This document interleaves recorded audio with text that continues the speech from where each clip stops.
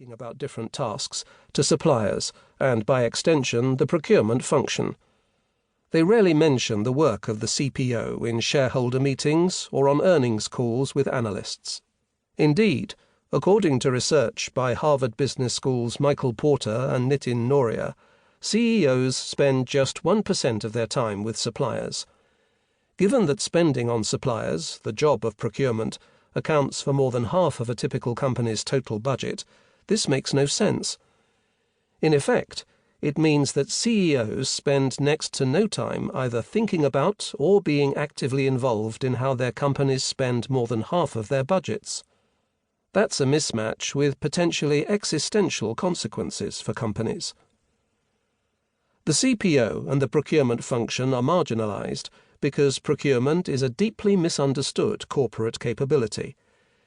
In most companies, the principal task of the CPO and their team is to purchase goods and services from suppliers for the lowest price.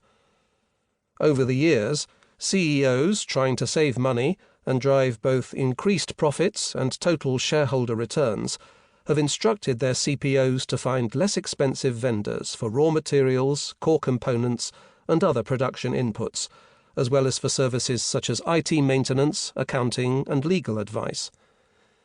As a result, procurement has become associated with a narrow, restricted interpretation that has left CEOs blind to its phenomenal potential.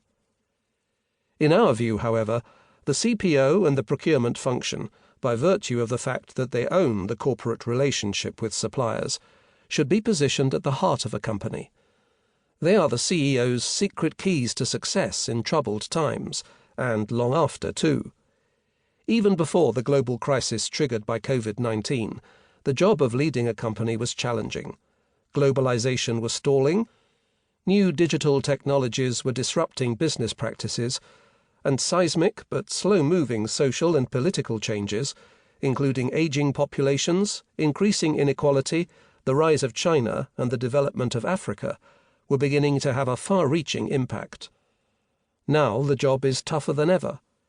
In the first quarter of 2020, as governments imposed pandemic-related lockdowns and companies were forced to close factories, The Economist opined that the epidemic will put the question of supply chain management squarely on the desks of CEOs. In subsequent months, however, the situation worsened. Companies had to deal with volatile swings in consumer demand. The global airline industry was all but grounded. Shipping was severely disrupted, as labor shortages left container vessels unable to unload their cargo. And the automotive industry was halted by a semiconductor famine caused by factory shutdowns in Asia.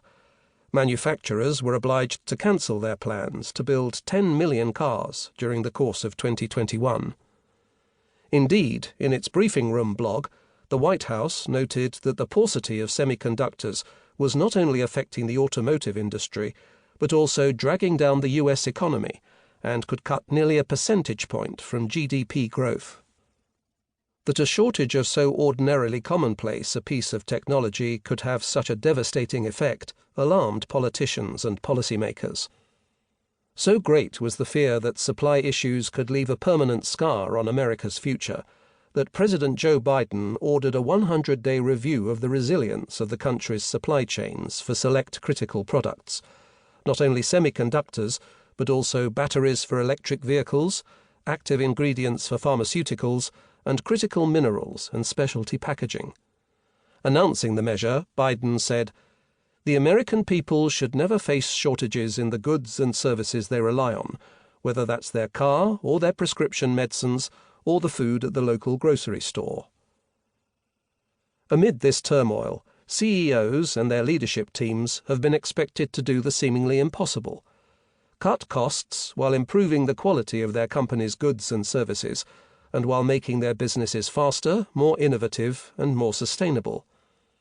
They will come under increasing pressure not only to build back as things were before, but to build back better. As the New Yorker noted, supply chain trouble suggests that something is off with the way we're operating in the world, adding that short-term fixes will be neither satisfactory nor sufficient.